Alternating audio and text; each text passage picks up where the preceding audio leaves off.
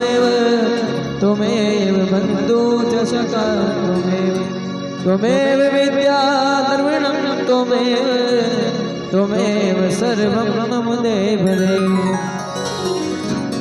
श्री भागवत भगवान के है आरती पापियों को पाप से तारती।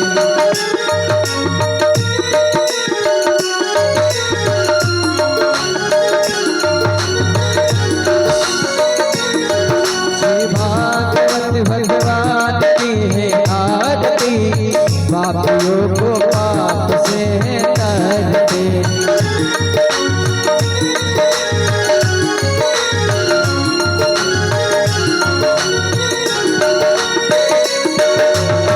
पापियों को पाप से है तारते पापियों को पाप से तारते पापियों को पाप से तारते पापियों को पाप से तारती। श्री भागवत भगवान की है आरती पापियों को पाप से तारती।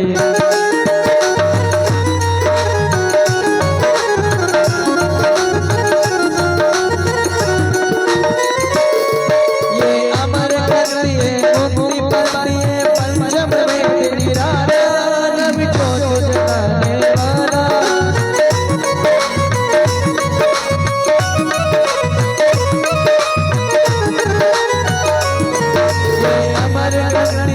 मुक्ति पाती है पंचम वेद निराला नबी को जगाने वाला। हरे राम यही हरे धाम यही हरे राम यही हरे धाम यही। जग में मंगल की आरती पापियों को पाप से तरते। श्री भागवत भगवान की है आरती पापियों को पाप से तारते।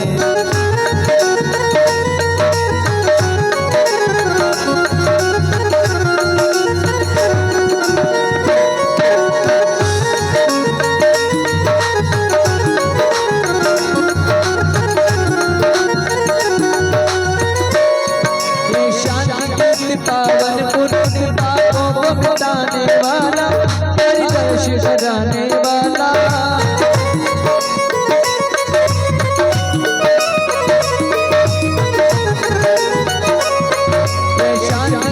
पावन पुनीत पापों को मिटाने वाला हरि दर्श कराने वाला।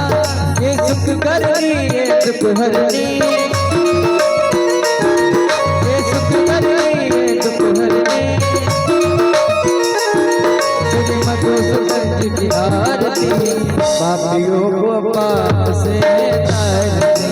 श्री भागवत भगवान की है आरती पापियों को पाप से तारते।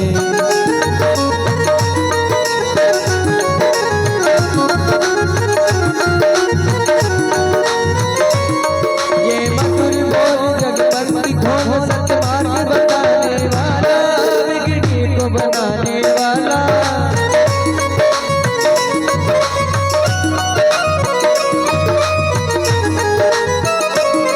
ये मधुर बोल जगपति खोल सत्य मार्ग बताने वाला बिगड़ी को बनाने वाला।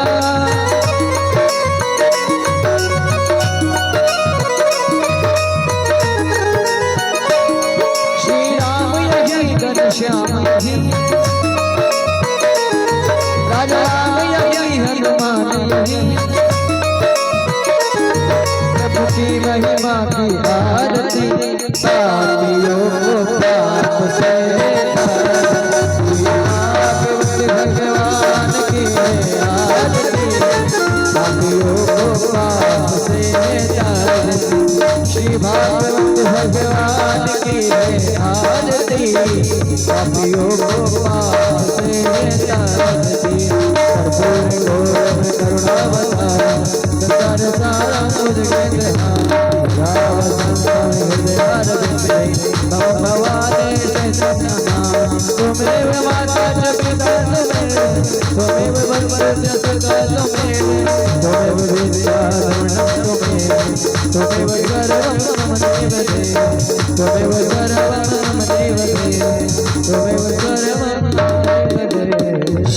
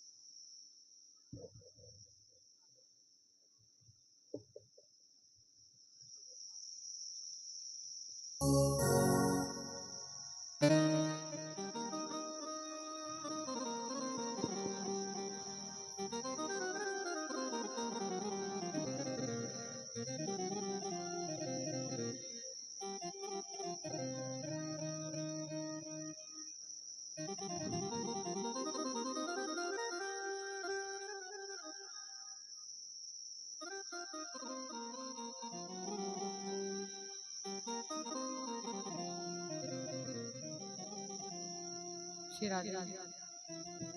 हेलो श्री राधे। श्री राधे राधे श्री राधे श्री राधे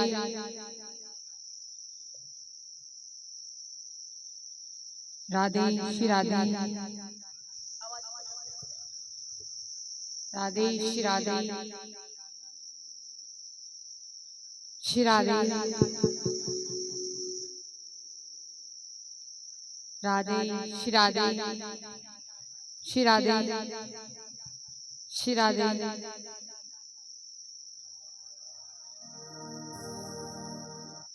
राधे श्री राधे श्री राधे राधे श्री राधे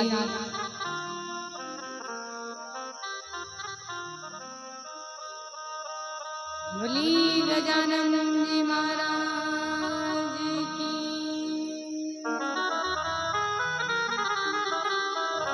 वृंदावन बिहारी लाल की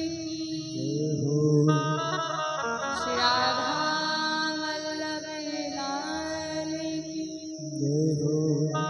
श्री राधा रमण लाल की श्री राधे रानी श्री चार भुजनाथ की तेजा जी महाराज की श्रीमद् भागवत महापुराण की गुरुदेव भगवान की गो माता की व्यास जी महाराज की सुखदेव जी महाराज की परीक्षित जी महाराज की सभी संतन की सभी भक्तन की ग्राम के सभी देवन की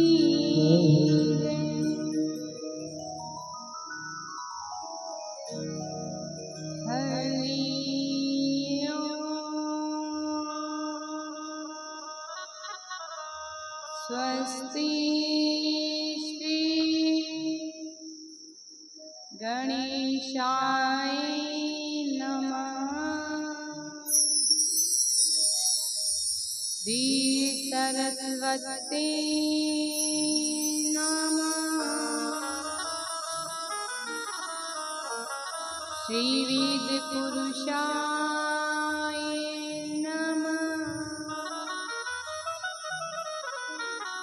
श्री राधा कृष्ण चरण कमलेभ्यो नमः। श्री गुरु चरण कमलेभ्यो नमः। श्रीमात पितृदेव चरण कमलेभ्यो नमः। नारायणं नमस्कृत्य नरं चैव नरोत्तमं देवीं सरस्वतीं व्यासं ततो जयमुदीरये।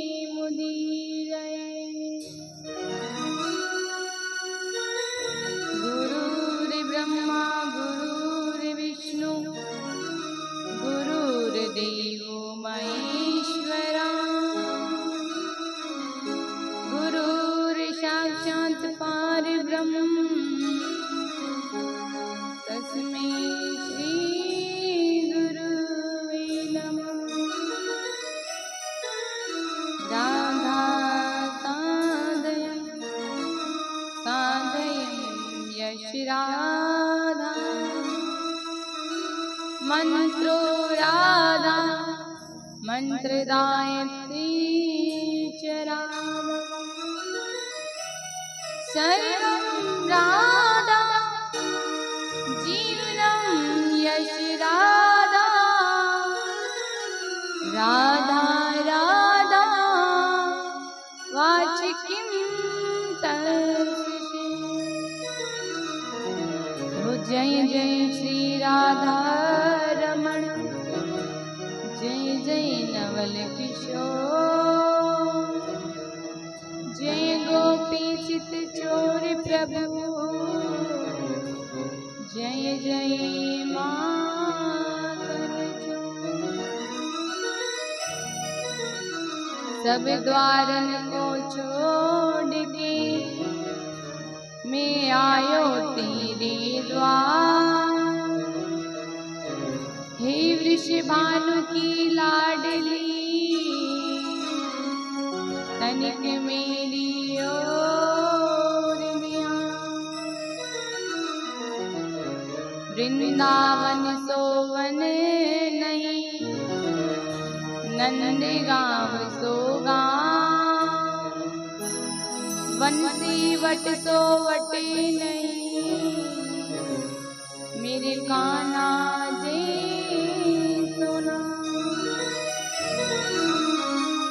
हे हनुमंत विराजियो कथा करऊं इतिहास। तुम सेवक सुचि राम के मैं चरणन को दास। आए हो तो प्रेम से लो हरि का नाम। सब भक्तों को सिया किशोर की जय जय राधे श्याम। जय जय सीताराम।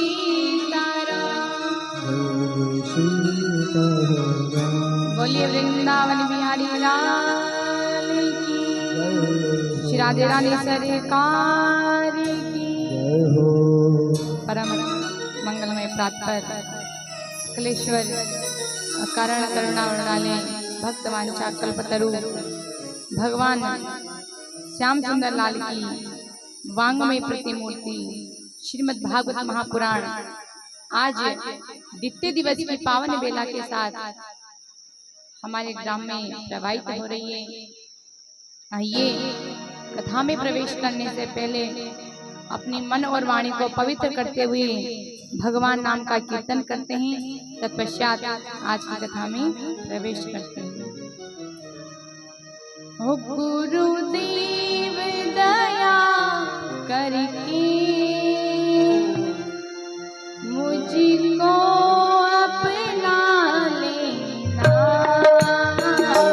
गुरुदेव दया करके मुझको अपना लेना। गुरुदेव दया करके मुझको अपना लेना।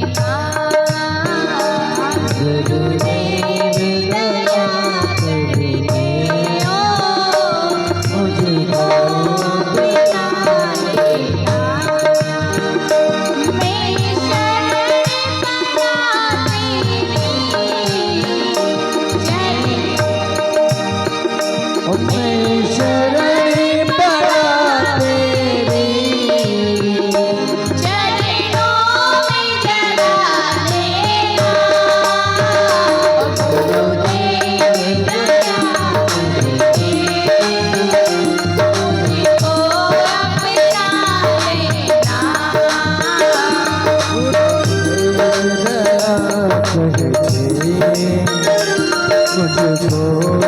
अपना लेना।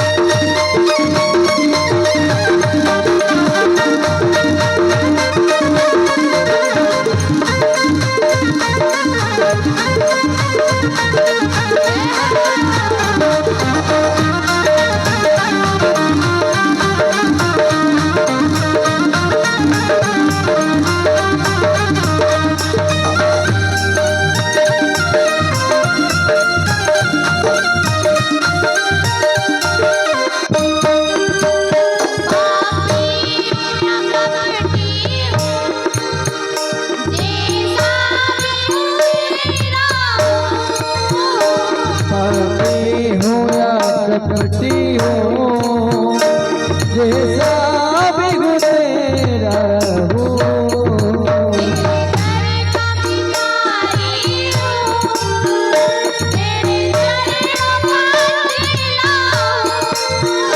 तेरा दर का भिखारी हूँ तेरे चरणों से चला हूँ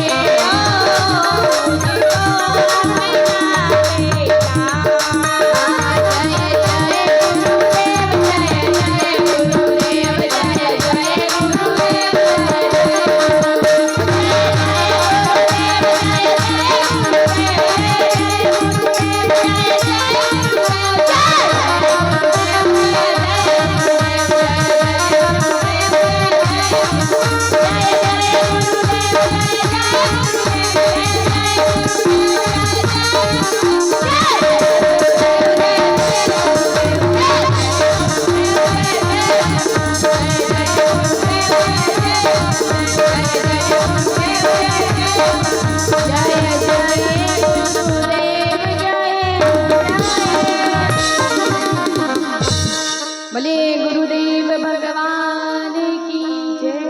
श्री वृंदावन बिहारी लाल की जय।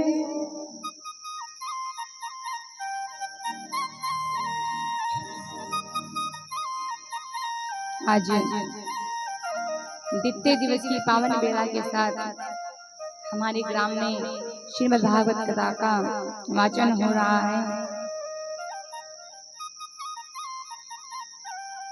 कल प्रथम दिवस की कथा आप सभी ने बड़े प्रेम से, बड़े ध्यान से, बड़ी लगन से सुनी।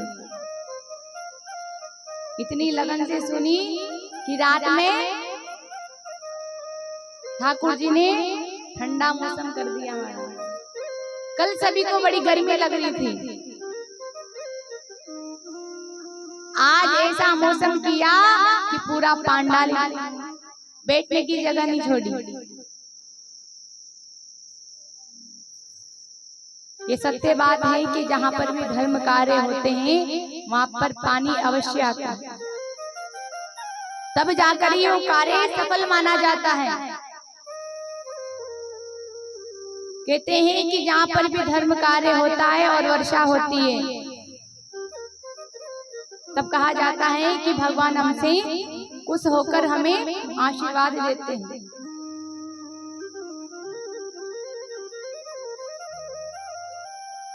अब तो ठंडा मौसम हो गया, अब सब कथा सुनने बड़े प्रेम से आया करो। कल प्रथम दिवस में जो जो कथा सुनने आया था एक बार वो बताओ कि किस किस की कथा हुई कल? कल कथा सुनने कौन कौन आया था?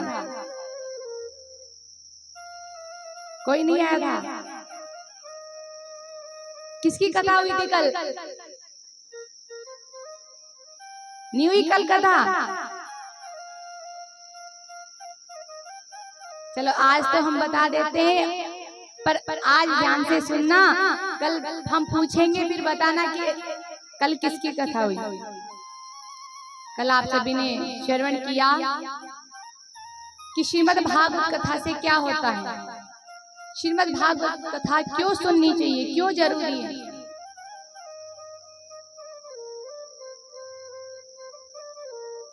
जब इस स्कंद पुराण का वर्णन किया तो 16,000 रानियों का दुख दूर हुआ। फिर आगे कथा आई भक्ति माता की, जिसमें नारद जी ने उनको श्रीमद् भागवत कथा का पाठ सुनाया, उसमें भक्ति और ज्ञान और वैराग्य का दुख दूर हो गया। फिर उसके आगे एक चरित्र आया धुंधकारी का।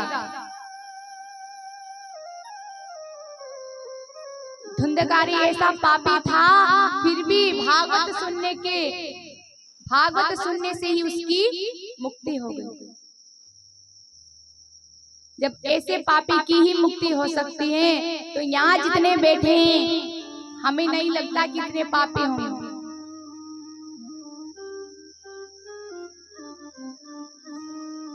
धुंधकारी इतना पापी था कि किसी पे भी दया नहीं करता था। छोटे छोटे बच्चों को कुएं में गिरा देता था।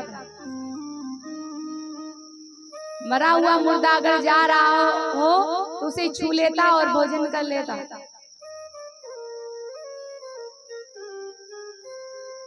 ऐसे पापी की ही मुक्ति हो गई तो हम सबकी भी हो ही जाएगी।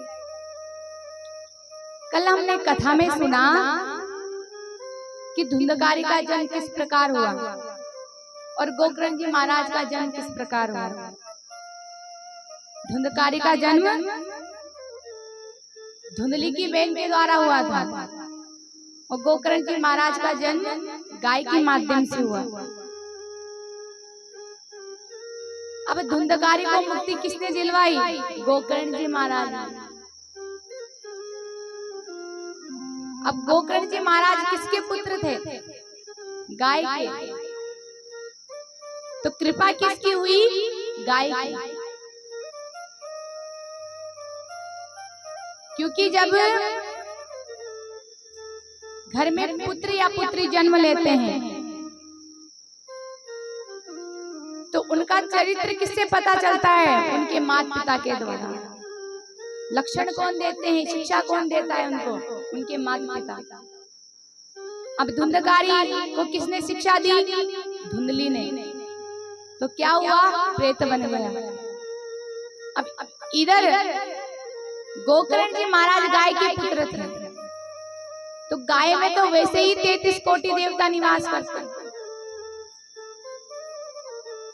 तो गोकर्ण जी महाराज ने धुंधकारी को मुक्ति दी।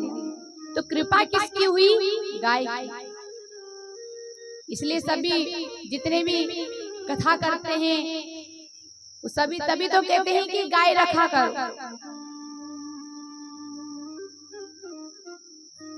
किस किस के घरों में गाय है? एक बार जरा हाथ उठाना, किस किस के घर में गाय है?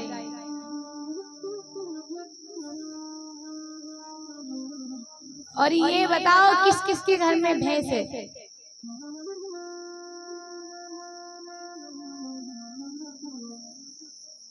भैंस भी रखो, पर गाय तो रखो ही सही। भैंस किस लिए रख रखी है? जीभ की स्वाद के लिए। घी ज्यादा देती है, दूध भी ज्यादा देती है। ये जितनी भी बीमारियां हो रही है ना, हार्ट अटैक, कैंसर, ये सब भैंस के दूध से हो रही है। भैंस का दूध गाढ़ा होता है, गाढ़ा, इससे बीमारियां होती हैं। जब गाय का दूध पियोगे तो बुद्धि भी बढ़ेगी, दिमाग अच्छा रहेगा और किसी प्रकार की बीमारी भी नहीं होगी। जब कभी तबीयत खराब हो जाती है तो डॉक्टर के पास जाते हो तो डॉक्टर यही तो कहता है कि गाय का दूध पीना। आज दिन तक डॉक्टर ने कभी कहा कि मैं भैंस का दूध पीना। गाय जब रखोगे, शास्त्रों में जब नरकों का वर्णन सुनोगे, जब देखना शास्त्रों में लिखा हुआ है, प्रमाणित बात है कि जब हमारी मृत्यु होती है ना, रक्त की नदी से हमें बहाया जाता है।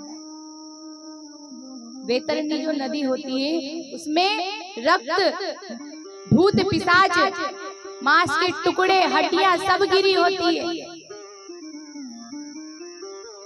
अगर हमने कभी तक गाय का दान नहीं किया, कोई पुण्य नहीं किया, तो कई वर्षों तक हम उस वैतरणी नदी में ही डले रहते हैं।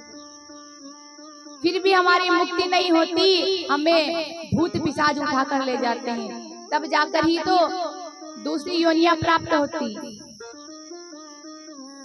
और जो व्यक्ति गाय की सेवा करता है, गाय का दान करता है, और जब मृत्यु होती है बैतरणी नदी के पास हम जाते हैं तो वहां हमें गाय लेने आती है और उसकी पूंछ पकड़कर हम बैतरणी नदी को पार कर लेते हैं।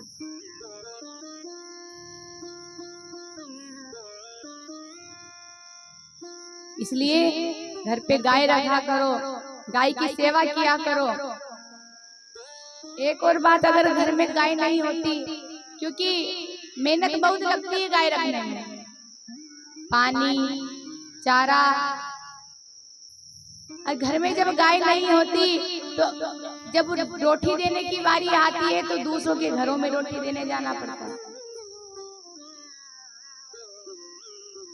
और भैंस के लिए कितनी सेवा करनी पड़ती है। 1-2 बीघे से तो उनके चारे का काम ही नहीं चलता, 4-5 बीघा का तो गेहूं करो, फिर उनको काटो, फिर निकलाओ, फिर उसका चारा बनाओ, फिर घर में डालो।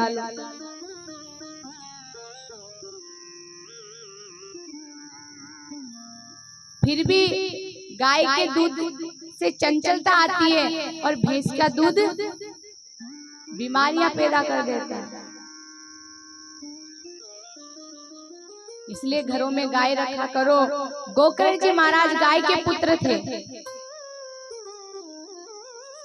इसलिए उन्होंने धुंधकारी को भी मुक्ति दिलवा दी। आपने कल धुंधकारी का मोक्ष सुना। अब धुंधकारी प्रेत बन गया था हमारा। प्रेत बनते ही गोकर्ण जी महाराज ने उनको क्या किया, श्रीमद् भागवत सुनाई। अकाल मृत्यु जो मरता है, जिसकी मृत्यु होती है, वो प्रेत अवश्य मरता है, क्योंकि उसका जो जीव है वो घर पर रह जाता है। तो प्रेत जब घर में किसी की मृत्यु, अकाल मृत्यु हो जाए, तो जब 1-2 महीने जब हो जाए तो या तो श्रीमद् भागवत कथा का पाठ करवाएं, जैसी श्रद्धा हो। श्रीमद् भागवत का जो मूल पाठ है उसे करवाना चाहिए, या फिर भागवत करवानी चाहिए। इतनी भी श्रद्धा नहीं है तो किसी का भी मोक्ष होता है, जिसे धुंधकारी मोक्ष सुना दो, गजेंद्र मोक्ष सुना दो, एक मोक्ष की कथा उसे सुना दो, तो जो वो आत्मा है वो इधर उधर नहीं भटकेगी, वो शांति से आपको भी जीने देगी और स्वयं भी शांति से रहेगी। परंतु अगर आजकल जो प्रेत बन जाए और किसी के शरीर में आने लग जाए, फिर तो तगड़ा मामला है। 15,000 के तो जागरण वाले बुलाए जाएंगे, फिर ऐसा आनंद लाएंगे, ऐसा आनंद लाएंगे कि अगर प्रेत नहीं भी आता होगा तो भी उसके शरीर में आने लग जाएगा।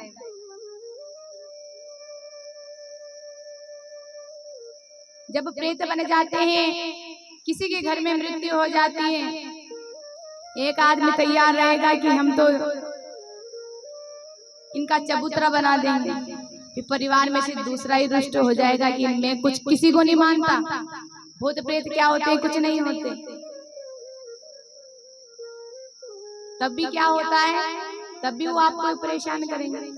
जिससे सबसे बढ़िया सीधी बात यह है कि या तो भागवत करवा लो, किसी से पूछने की भी जरूरत नहीं है। मोक्ष करवाना है, जागरण करवाओगे तो उनका मोक्ष नहीं होगा, वो दोबारा से तुम्हारे को परेशान करते रहेंगे।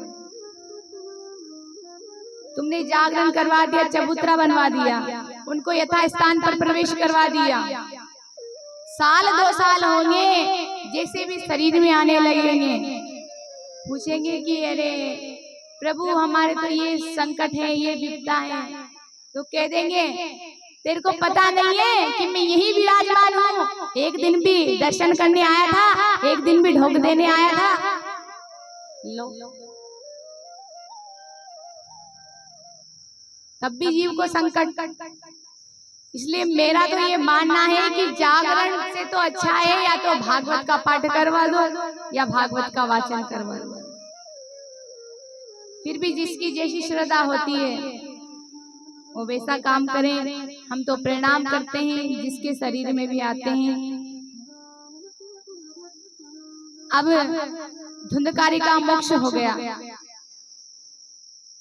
धुंधकारी को लेने साक्षात भगवान के पार्षद आए। इधर गोकर्ण जी महाराज को स्वयं भगवान लेने आए। इस प्रकार से धुंधकारी का मोक्ष हुआ। अब सूत जी महाराज कहते हैं कि सभी संपूर्ण विश्व के मालिक जिसके कारण से, जिसकी कृपा से हम ये मनुष्य जीवन जीते हैं, ये श्वास लेते हैं, वो परमात्मा संपूर्ण पृथ्वी को घेरे हुए ऐसा परमात्मा कि जिसकी कृपा से हम कुछ नहीं कर सकते, जिसकी कृपा से एक वृक्ष का एक पत्ता नहीं हिलता है, ऐसे परमात्मा को हम बारंबार प्रणाम करते हैं। भगवान कहते हैं कि जो व्यक्ति भगवान का शुद्ध नाम, शुद्ध हृदय से उसका एक बार नाम ले लेता है तो वो भगवान उसके हृदय में आकर बंदी बन जाता है, अर्थात उसके हृदय में निवास करने लग जाता है। इसलिए तो कहा है कि जिसके हृदय में और जिसके हृदय में राम नाम बंद है, और जिसके हृदय में राम नाम बंद है, उसको हर घड़ी आनंद ही आनंद है। जिसके हृदय में राम नाम बंद है, जिसके हृदय में राम नाम बंद है, उसको हर घड़ी आनंद ही आनंद है।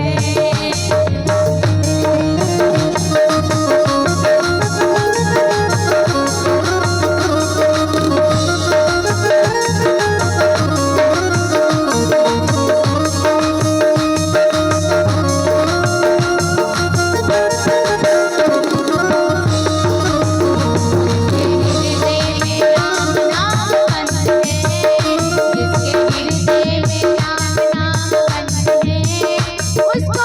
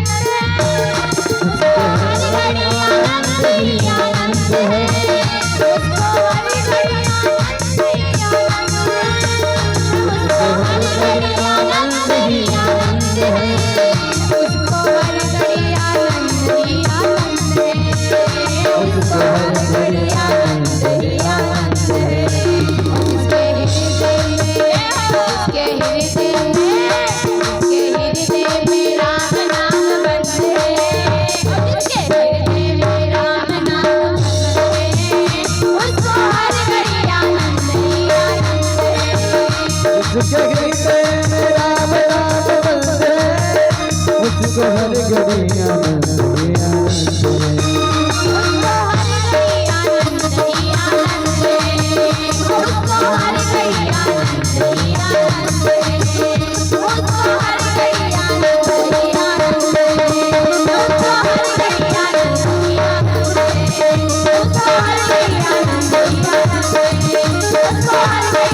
ही आनंद है, उसको हर घड़ी आनंद ही आनंद।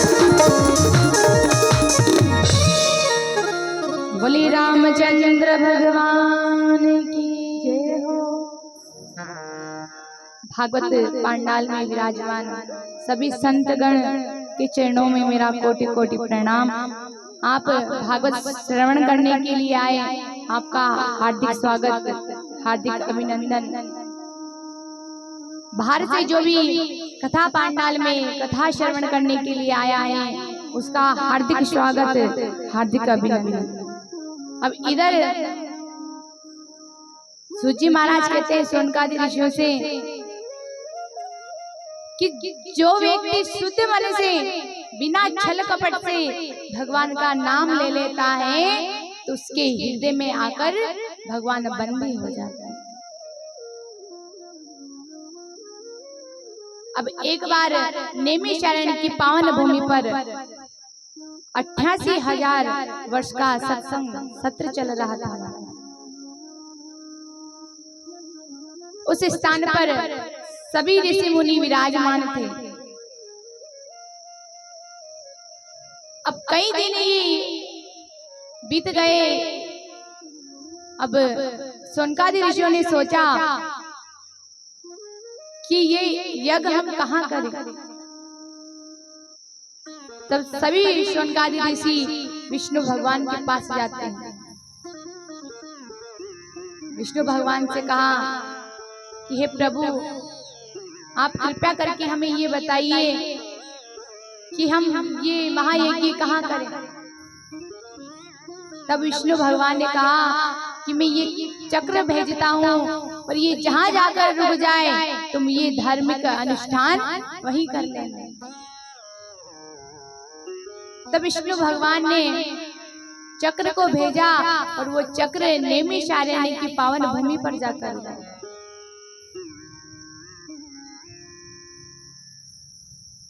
अब जैसे ही नैमिषारण्य की पावन भूमि पर जाकर रुका तो उस स्थान का नाम रखा गया चक्रतीर्थ। अब आज सूची महाराज को ऊंचे आसन पर बैठाकर सोनकादि ऋषि उनसे 6 प्रश्न करते हैं। कल 4 किए थे, आज 6 प्रश्न कर रहे हैं। पहला प्रश्न करते हैं कि हे सूची महाराज, आप ये बताइए कि ये घोर कलयुग चल रहा है, तो इस कलयुग में हम भगवान की प्राप्ति कैसे करें। तो गोस्वामी जी कहते हैं कि कलयुग केवल हरि गुण गावा, पावई नर पावई बहुधा। राम सिया राम जय जय राम, राम सिया राम जय जय राम।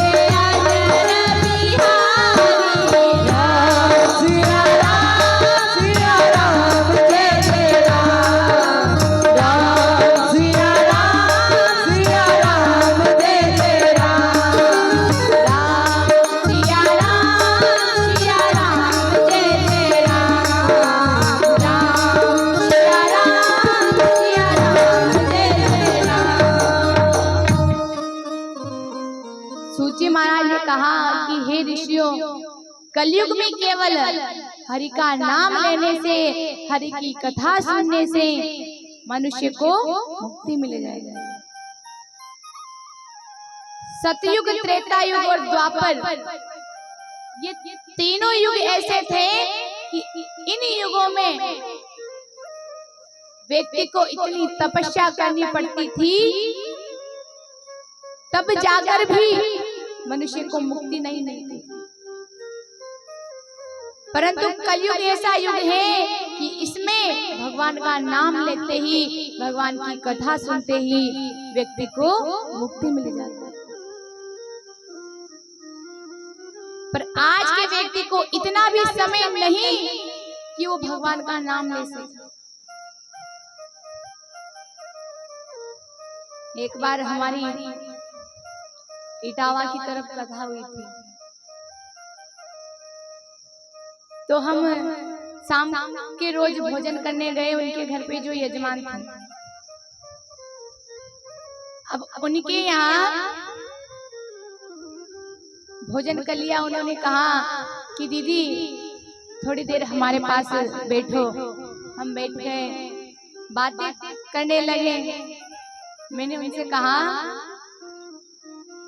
मैंने कहा आपके कितने बाल बच्चे हैं? उन्होंने कहा कि दीदी हमारे कोई बाल बच्चे नहीं हैं। मैंने कहा कितने वर्ष हो गए आपकी शादी हुए? कि 10-15 साल हो गए। कि आप कोई ऐसा बता दो जिससे हमें संतान की प्राप्ति हो जाए। मैंने उनसे कहा कि बहन जादू टोना तो कुछ जानते नहीं, साधारण से व्यक्ति है। भगवान की ऐसी कृपा हुई कि जो भागवत करने लगे। फिर भी आप ऐसा कार्य कीजिए कि अगर भगवान की इच्छा होगी तो आपके घर में अवश्य कोई संतान होगी। आप ऐसा कार्य कीजिए कि एक नारियल लीजिए और इस पे जैसी आपकी श्रद्धा हो या नहीं भी हो, नारियल लीजिए और भागवत के ऊपर आपके मन में विचार करके उस नारियल को रख दीजिए। सुबह जब भागवत होगी तो आप आ जाना और भागवत पर नारियल रख देना। उन्होंने कहा कि दीदी इतना समय नहीं। मैंने कहा आपके पास इतना समय नहीं है तो भगवान के पास भी कोई समय नहीं है आपको संतान देने का। अब आप बोलो कि महीने 2 महीने के कोई ऐसे टोटके हों, आप बता दो कि भाई ऐसे टोटके नहीं है। नारियल का उपाय है। आपकी अगर भगवान की इच्छा हुई तो आपका ये कार्य अवश्य हो। मैंने कहा भाई आपको समय नहीं है तो आप अपने पतिदेव को भेज देना। कि वो तो ये बोलते हैं कि क्या भगवान करेंगे, कुछ नहीं होता। मैंने कहा भाई फिर तो बेड़ा पार, बिना संतान के अच्छे हो। जब भगवान के लिए ही समय नहीं निकाल सकते तो संतान का क्या करोगे? इससे तो ये अच्छा है कि एक माला ले लो और भगवान का नाम जपो। संतान भी नहीं चाहिए, समय है ही नहीं आपके पास। मैंने कहा भगवान के लिए समय निकालना पड़ता है।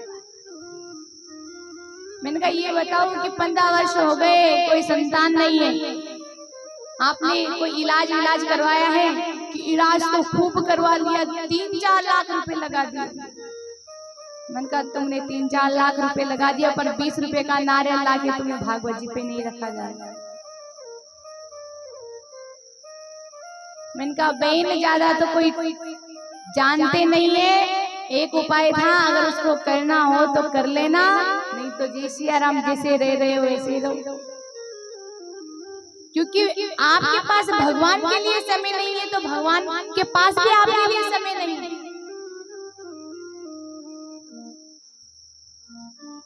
तो कलयुग में केवल हरि का नाम लेते ही मुक्ति मिल जाएगी।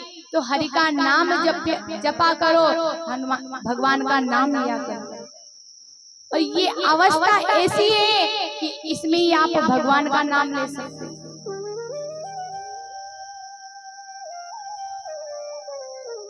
बचपन आपका खेलने कूदने में निकल जाता है, जवानी आपकी इधर उधर डोलने में निकल जाती है और बुढ़ापे में कुछ होता ही नहीं।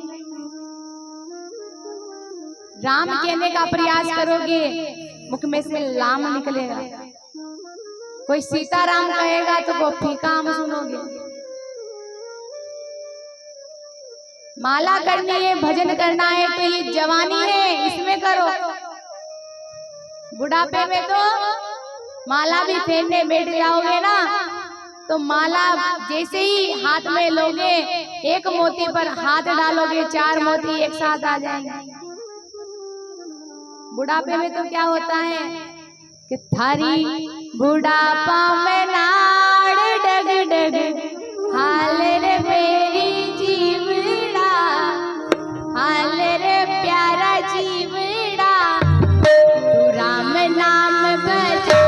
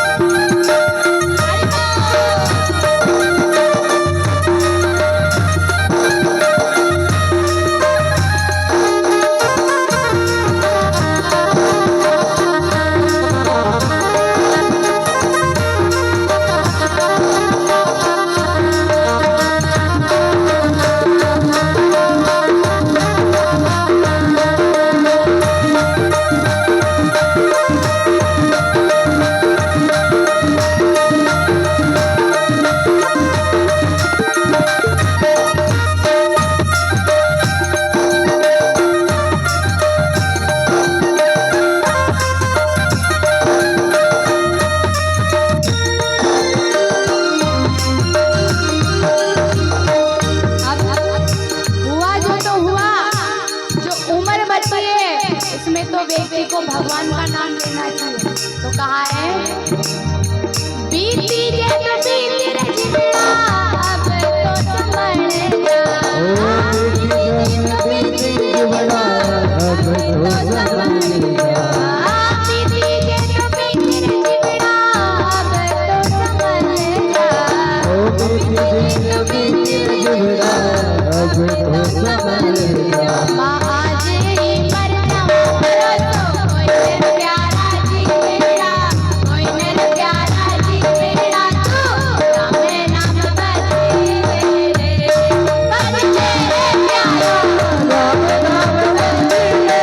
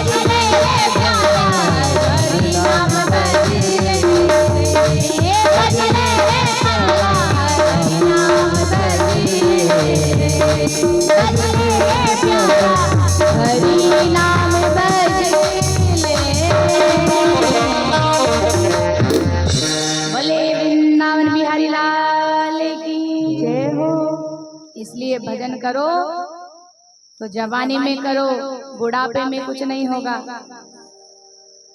अब दूसरा प्रश्न करते हैं कि हे शिव जी महाराज, शास्त्र तो बहुत है पर मुक्ति का शास्त्र कौन सा है? तब शिव जी महाराज ने कहा कि मुक्ति का शास्त्र केवल एक भागवत शास्त्र है। इस शास्त्र को सभी शास्त्रों से निचोड़ कर निकाला गया है, इसलिए मुक्ति का शास्त्र केवल भागवत शास्त्र। तीसरा प्रश्न किया कि शिव जी महाराज भगवान अवतार क्यों लेते हैं? तब शिव जी महाराज ने कहा कि यदा यदा हि धर्मस्य, गोस्वामी जी कहते हैं कि जब जब हो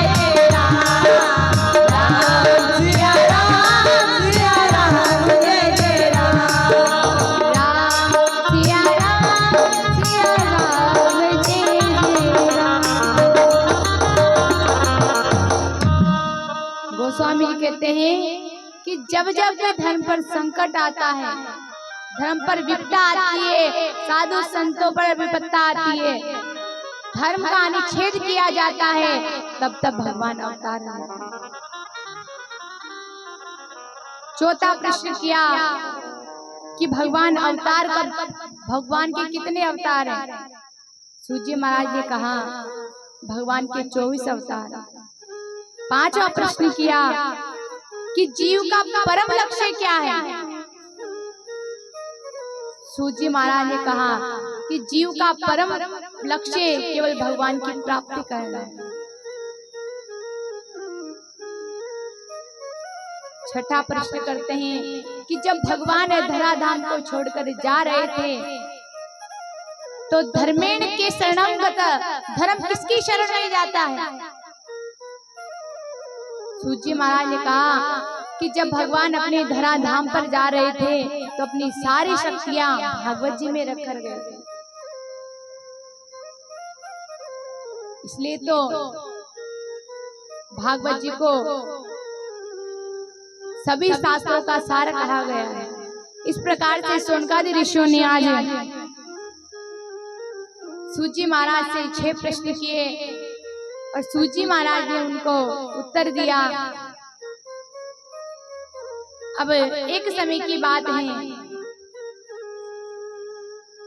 सुखदेव जी महाराज का जन्म नहीं हुआ, नामकरण नहीं हुआ, जन्म लेते ही तुरंत जंगल की ओर निकल पड़े। तब शौनकादि ऋषियों ने कहा कि आप कृपया करके हमें ये कथा सुनाइए। तब सूत जी महाराज ने कहा कि एक समय की बात है, एक बार नारद जी कैलाश पर्वत से गुजर रहे थे, अपना संकीर्तन कर रहे थे। अब नारद जी का संकीर्तन क्या है?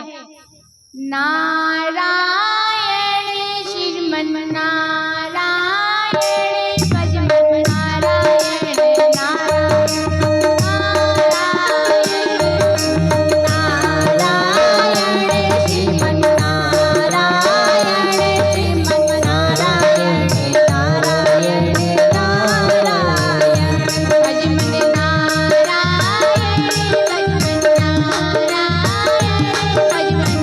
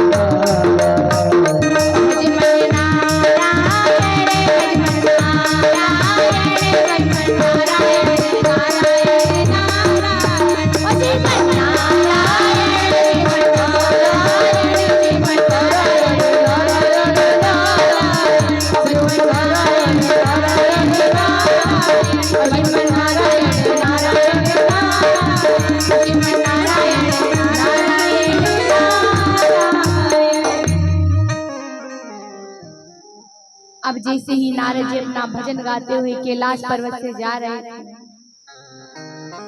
अब मैया पार्वती ने नारद जी को देख लिया। मैया पार्वती ने नारद जी को आवाज लगाई कि हे ब्रह्मा जी के पुत्र, आप ब्रह्म भगवान के भक्त, आज आपका कैलाश पर्वत पर स्वागत है। आइए आप विराजमान होइए, मैं आपके लिए भोजन बनाता हूं। अब जैसे ही मैया पार्वती ने भोजन बनाने की कहा, नारद जी सोचने लगे कि आज तो मैया के हाथ का भोजन मिले। मैया पार्वती जैसे ही भोजन बनाने लगती है, मैया पार्वती की एक विशेषता थी कि जब भी वो कोई भी कार्य करती भोलेनाथ की स्तुति करती रहती, भोलेनाथ का नाम लेती रहती। मैया पार्वती ने सुंदर सुंदर 5 पकवान बनाए। अब जैसे ही भोजन तैयार हुआ, नारद जी को परोसने लगी। अब जैसे ही मैया पार्वती भोजन परोसती, भोलेनाथ की प्रशंसा करती कि मेरे भोलेनाथ बड़े अच्छे हैं, मैं जो मांगू वो लाकर देते हैं, किसी बात के लिए मना नहीं करते हैं। नारद जी ने सोचा कि भोलेनाथ के और मैया पार्वती के बड़ा ही प्रेम है, आज ज्यादा नहीं पर इनके घर में थोड़ी तो आग लगा कर ही जाऊं। नारद जी के 2 ही काम है, या तो घर में आग लगाना या भगवान की प्राप्ति करना। अब नारद जी ने सोचा कि पहले तो भोजन पा ले, अगर बीच में ही कह दिया तो मैया भोजन भी नहीं देगी। अब नारद जी ने भरपेट भोजन कर लिया। अब नारद जी ने जैसे ही भोजन किया, अब मैया पार्वती से कहने लगी कि मैया आपसे एक बात पूछूं? मैया पार्वती ने कहा कि हाँ नारद जी पूछो। कि आप भोलेनाथ की बड़ी प्रशंसा कर रहे हो कि मेरे भोलेनाथ बड़े अच्छे हैं, मैं जो मांगू वो ला कर देते हैं, कोई बात मेरे से छुपाते नहीं। मैया पार्वती ने कहा क्या ये सत्य बात है कि भोलेनाथ मेरे से कोई भी बात छुपाते नहीं, जो मांगो वो ला कर देते हैं? एक बार मैंने उनसे कहा कि भोलेनाथ ये क्या कैलाश पर्वत पर हम पड़े रहते हैं, पहाड़ों पर पड़े रहते हैं, एक मेल वेल बनवा लो। तो मेरे कहने पर भोलेनाथ ने एक मेल सोने का खड़ा कर दिया, परंतु वो तो हमारी ही किस्मत अच्छी नहीं थी कि वो मेल में भी हम नहीं रह सकते। रावण को, विद्वान पंडित था रावण, उसको अभिषेक करने के लिए बुलाया। अब भोलेनाथ ने पूछा कि आपकी दक्षिणा क्या होगी? तो रावण ने कहा कि मुझे दक्षिणा में कुछ नहीं चाहिए, बस ये सोने का महल चाहिए। तो हमारी किस्मत में वो नहीं, तो हमने वो भी छोड़ दिया। मैं जो मांगू वो ला कर देते हैं और किसी बात के लिए मना नहीं करते हैं और कोई बात छुपाते नहीं। नारद जी ने कहा कि मैया कि आपके पति आपसे कोई बात छुपाते नहीं है, तो एक बात बताओ कि भोलेनाथ के गले में जो मुंडन की माला है वो किसकी माला? अब तो मैया पार्वती आग बगला हो गई कि ये बात तो कभी बताई नहीं। फिर भी बात बनाने के लिए मैया पार्वती ने कहा कि देखिए नारद जी, ना तो मैंने उनसे कभी पूछा ना उन्होंने मेरे को बताया। नारद जी ने कहा कि भाई कौन सा प्रेम हुआ? प्रेम उसे कहा जाता है जो बिना पूछे बात बताई जाए, उसे प्रेम कहा जाता है। अब तो इधर मैया पार्वती का पारा हाय हो गया। अब नारद जी ने सोचा कि काम बन गया, अब यहाँ से निकलने में ही फायदा है, नहीं तो भोलेनाथ आ गए तो यहीं जलाकर भस्म कर देंगे। अब नारद जी वहां से आग लगाकर निकल गए। अब इधर भोलेनाथ जैसे ही आते हैं, मैया पार्वती को आवाज लगाई कि भाग्यवान सुनती हो?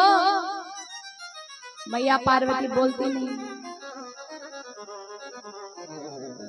फिर आवाज लगाई कि अरे सुनती हो? मैया पार्वती बड़ी क्रोधित हो रही है कि जी क्या है, आपको दिन भर कुछ काम नहीं है, बस चिल्लाते ही रहते हैं, बस दिन भर काम करवा लो, कभी भांग घुटवा लो, कभी खीर बनवा लो, कभी पूड़ी बनवा लो, कभी लड्डू बनवा लो। भोलेनाथ ने सोचा कि आज जरूर कुछ गड़बड़ है, नहीं तो पार्वती से बात ही नहीं करती। भोलेनाथ ने सोचा कि अरे देवी, आज ऐसा क्या हो गया जो तुम इतनी नाराज हो?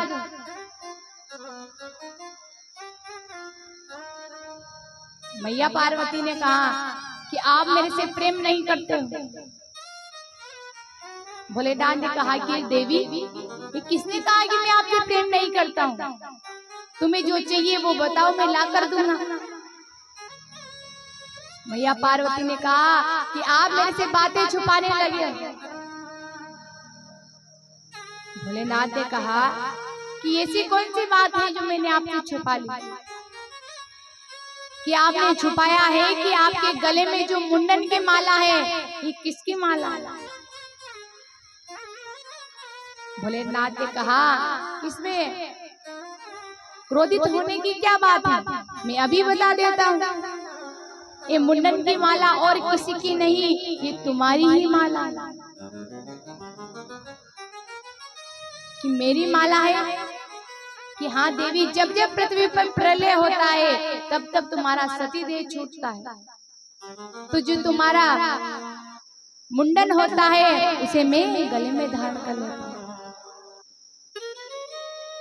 मैया पार्वती सोचने लगी कि जब जब पृथ्वी पर प्रलय होता है और मेरी मृत्यु हो जाती है,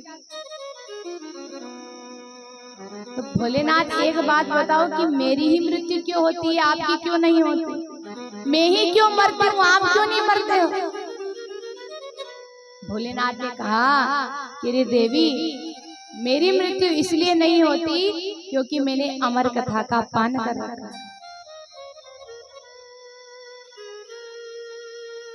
और जो अमर कथा सुन लेता है उसकी मृत्यु नहीं होती, वो अमर हो जाता है।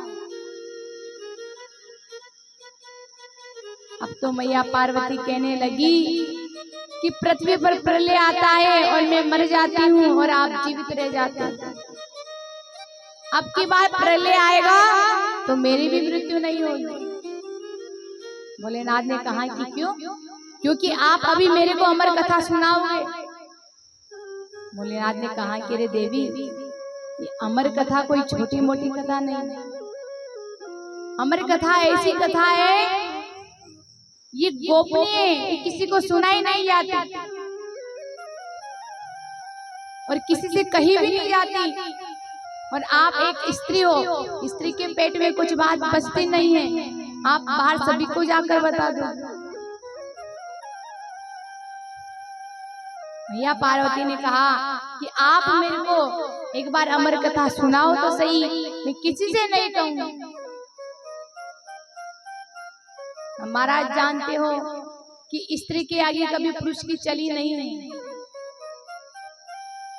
भोलेनाथ ने कहा कि देवी कोई पवित्रता स्थान देखो, आपको अमर कथा का पान करवाएंगे। अब जैसे ही कैलाश पर्वत के ऊपर जाते हैं और दोनों आसन लगाकर बैठ जाते हैं, मैया पार्वती से कहा कि देवी, आप चारों ओर निगाह करके देखो कि कोई अमर कथा सुन तो नहीं रहा है। मैया पार्वती ने चारों ओर देखा, परंतु एक वृक्ष पर एक तोते का अंडा था। मैया पार्वती ने सोचा ये तो अंडा है, इसमें प्राण ही नहीं है, ये कहां से अमर कथा सुनेगा? तो उस अंडे को छोड़ देते। भोलेनाथ ने कहा कि आप ऐसा करो, कथा प्रारंभ करो। भोलेनाथ ने कहा कि मैं कथा तो सुनाऊंगा, परंतु तुम बीच में हुकार लगाना, ताकि मेरे को पता रहे कि आप कथा श्रवण कर रहे हो। मैया पार्वती ने कहा कि ठीक है, आप कथा प्रारंभ करो। अब जैसे ही कथा प्रारंभ होती है, जैसे जैसे कथा प्रारंभ होती गई, मैया पार्वती पुकार लगाती गई। अब जैसे ही आदि कथा होती है, मैया पार्वती को नींद आ जाती है। अब नींद कब आती है? जब हमारे पाप होते हैं, कथा सुनने जाते हैं, नींद ज्यादा आती है ना, ये हमारे पाप हैं, ये हमारे सामने आते हैं, हमें कथा नहीं सुनने देते हैं। मैया पार्वती के कोई पाप ऐसे थे जो उन्हें अमर कथा नहीं सुनने दे रहे। अब इधर कथा के प्रभाव से अंडे में प्राण संचालन हो गया। इधर तोते के बच्चे ने सोचा कि मैया पार्वती तो सो गई, अगर कोई हुंकार नहीं लगाएगा तो कथा का कोई मान नहीं रहेगा। तो वो तोता हुंकार लगाने लगता। मैया पार्वती को बड़ी छक नींद आ रही। अब जैसे ही कथा पूर्ण हुई, जैसे ही भोलेनाथ ने कहा कि बोले वृंदावन बिहारी लाल की, वैसे ही मैया पार्वती उठ खड़ी हुई। मैया पार्वती ने कहा कि कथा पूरी हो गई, अभी जो आगे की कथा है वो भी सुना दो। अभी तो लाला का जन्म हुआ होगा, इसलिए वृंदावन बिहारी लाल की जय बुला दी। भोलेनाथ ने सोचा आदि कथा हुई, कथा पूर्ण हो गई, तुमने कथा नहीं सुनी। मैया पार्वती ने कहा कि भोलेनाथ मेरे को आदि कथा में ही नींद आ गई। भोलेनाथ ने सोचा कि पार्वती सो रही थी, हुंकार कौन लगा रहा था। अब तो भोलेनाथ का भी पारा हाय हो गया। मैं अपना त्रिशूल उठा लिया और चारों ओर देखा तो एक घोंसले में एक तोता बैठा हुआ। तोता घबरा जाता है कि आज तो भोलेनाथ मुझे नहीं छोड़ेंगे। अब तोता भी वहां से भागने लगा, आगे आगे तोता, पीछे पीछे भोलेनाथ। भोलेनाथ आवाज लगा रहे हैं, अरे चोर चोर पकड़ो, मेरी चोरी करके ले गए। अब इधर व्यास जी की पत्नी सुबह सुबह उठकर उबासी ले रही थी, तो उनकी उबासी के द्वारा उनके गर्भ में जाकर बैठ जाता। अब इधर व्यास जी ने देखा कि भोलेनाथ अपनी जटाओं को फैलाए हुए, त्रिशूल हाथ में, बड़े ही क्रोधित हो रहे हैं। व्यास जी ने कहा कि अरे प्रभु, धन्यवाद हमारे जो आप हमारे घर पर पधारे। आज सुबह सुबह आप इधर कहाँ जा रहे हैं? भोलेनाथ ने कहा कि अरे एक चोर है जो मेरी चोरी करके ले गया। व्यास जी हंसने लगे कि भोलेनाथ आप कह रहे हो कि चोर चोरी करके ले गया, तो एक बात बताओ, चोरी करेगा किसकी?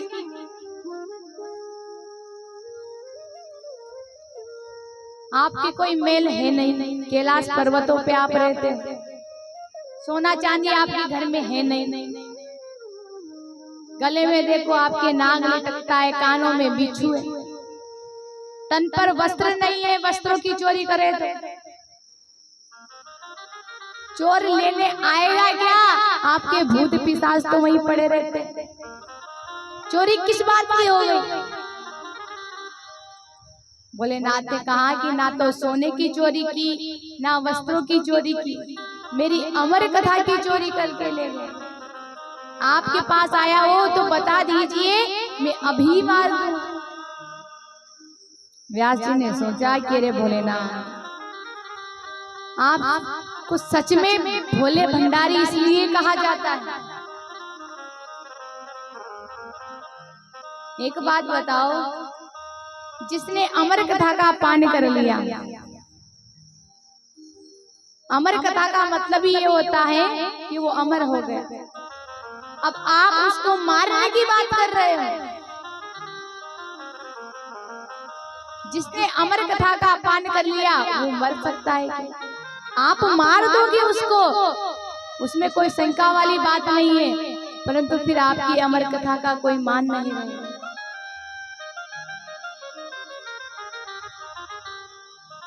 भोलेनाथ ने सोचा कि व्यास जी की बात तो सत्य है।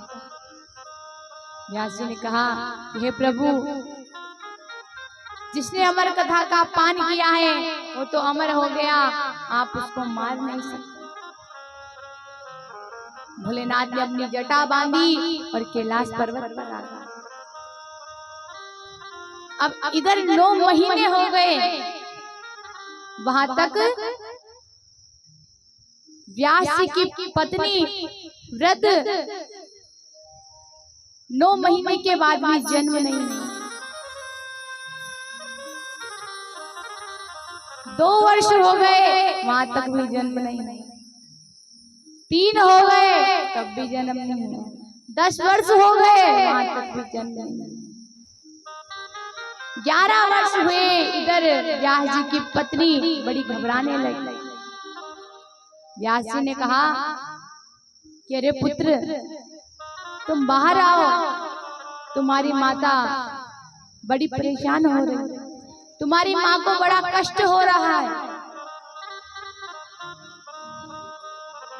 तो अंदर से आवाज आती है कि आप कौन हैं?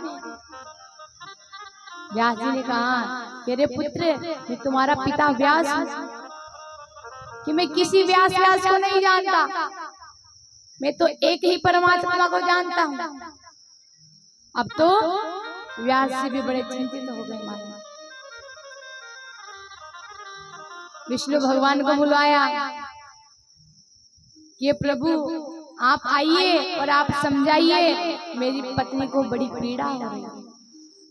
विष्णु भगवान आते हैं।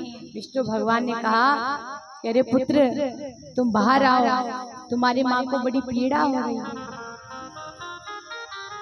फिर गर्भ में से आवाज आई कि आप कौन हैं?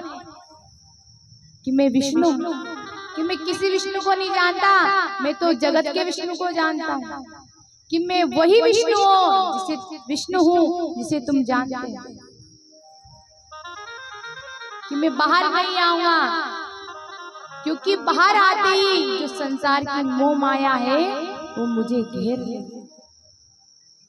विष्णु भगवान ने कहा कि मैं तुम्हें वचन देता हूँ कि जब तुम बाहर आ जाओगे तो इस संसार की मोह माया तुम्हें नहीं घेरेगी। तुम एक बार बाहर आओ। जब विष्णु भगवान ने गर्भ में बात की, तब 12 वर्ष के बाद श्री सुखदेव जी महाराज का जन्म हुआ। बोलिए सुखदेव जी महाराज की। इस प्रकार से सुखदेव जी महाराज का जन्म हुआ। आइए आगे कथा में प्रवेश करने से पहले एक प्यारा सा भजन गाते हैं। मीठी मीठी मेरे सामने की मुरली बाजे, बंसी बाजे होकर श्याम रानी राधा रानी नाचे।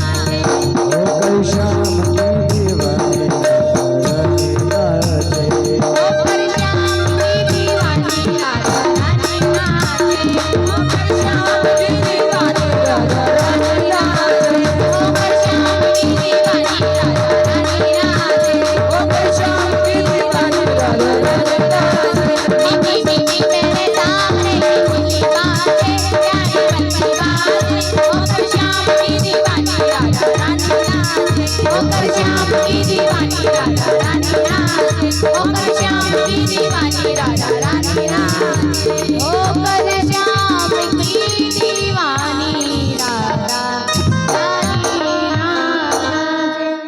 बोलिए राधे रानी सरकार की जय, श्री तेजाजी महाराज की, चार भुजानाथ की जय।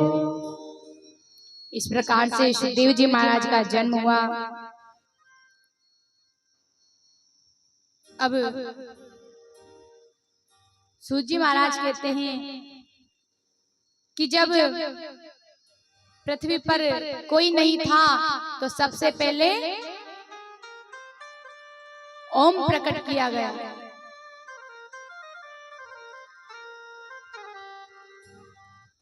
अब इधर सूत जी महाराज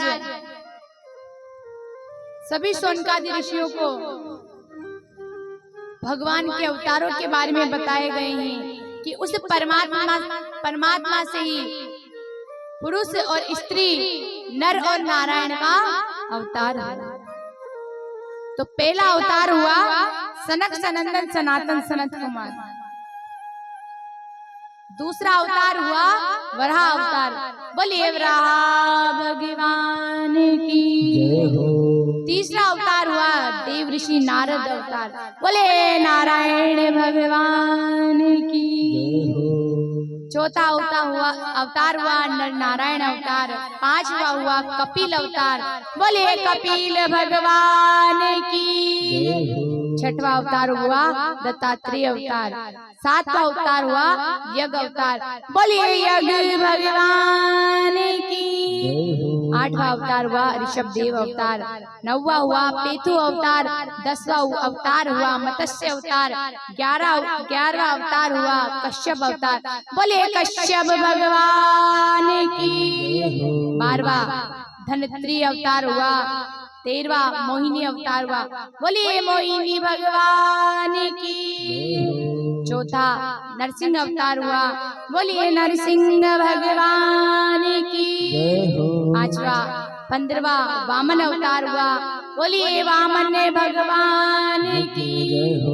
16वां परशुराम अवतार हुआ, 17वां व्यास अवतार हुआ, 19वां बलराम अवतार हुआ, 21वां राम अवतार हुआ, 22वां कृष्ण अवतार हुआ, 23वां बुद्ध अवतार हुआ, 24वां जो होगा अभी हुआ नहीं है कल की अवतार, बोलिए कल की भगवान की जय हो। इस प्रकार से भगवान के 24 अवतार हुए। इन 24 अवतारों की कथा प्रत्येक दिन हर अवतार की कथा सुनाई जाएगी।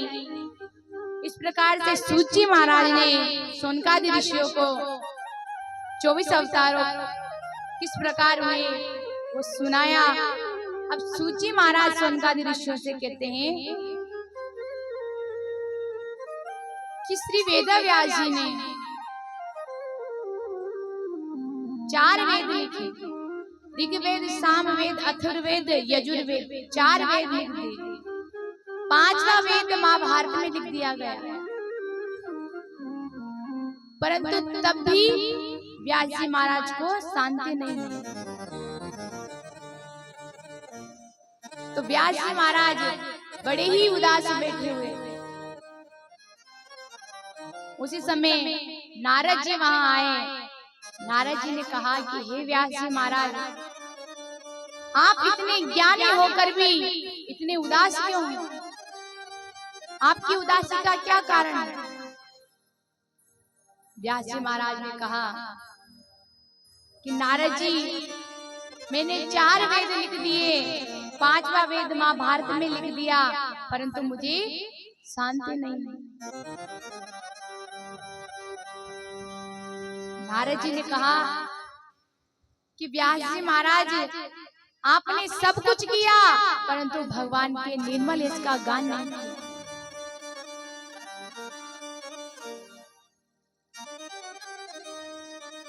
नारद जी ने कहा कि मैं आपको अपना पूर्व जन्म सुनाता हूं।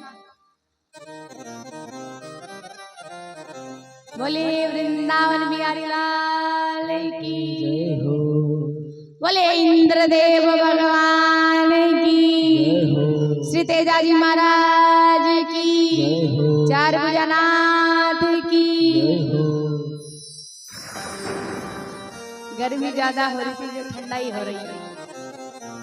अब इधर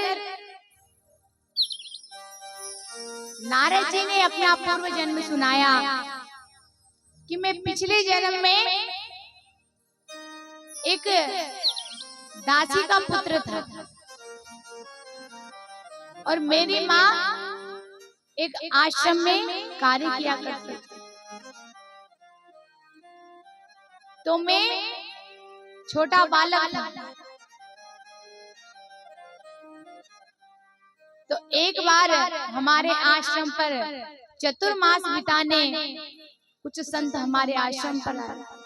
नारद जी व्यास जी को अपना पूर्व जन्म सुना रहे हैं, किस प्रकार भगवान की मेरे पर कृपा हुई।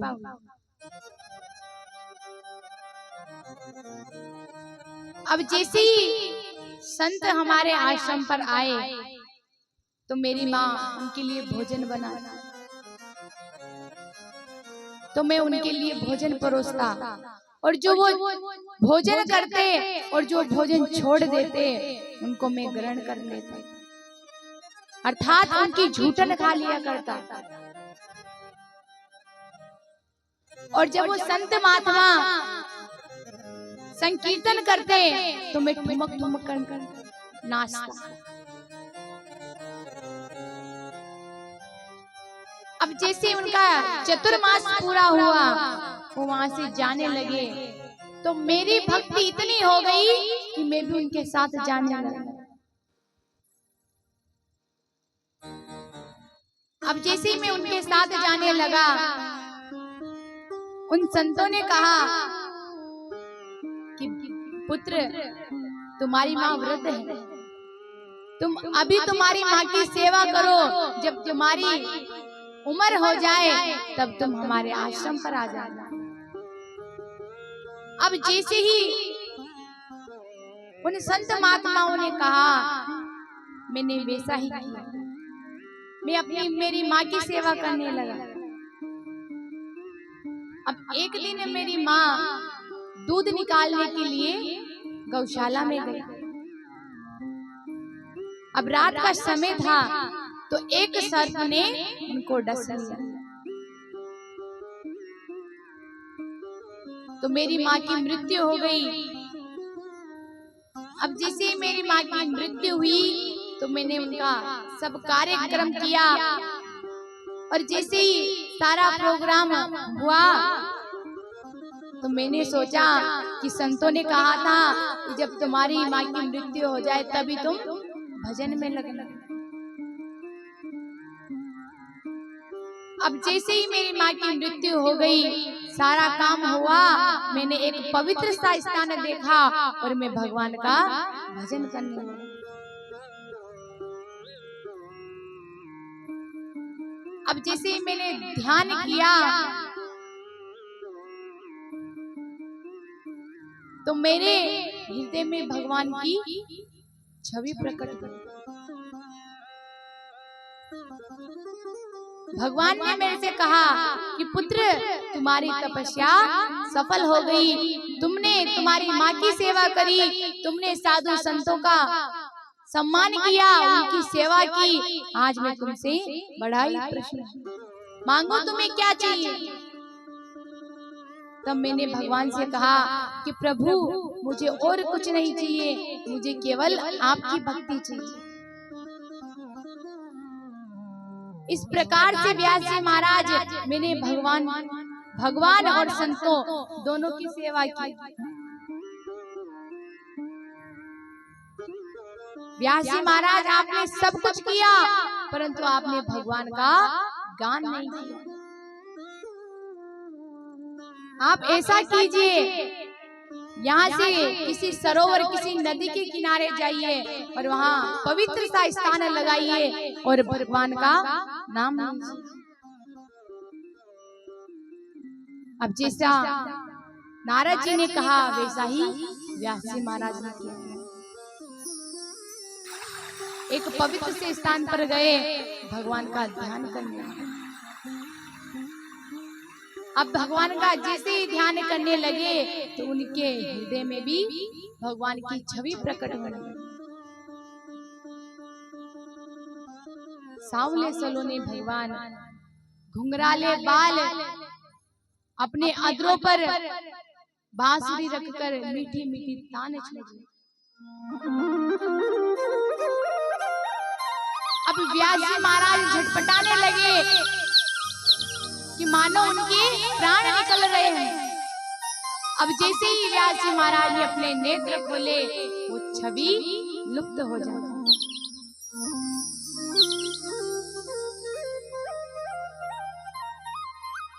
अब दोबारा जैसे ही व्यास जी महाराज ने अपने नेत्र बंद किए,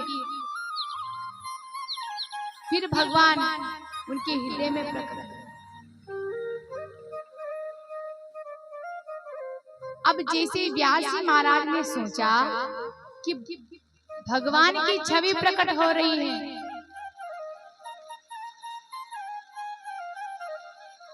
बोले वृंदावन बिहारी लाल की, श्री राधा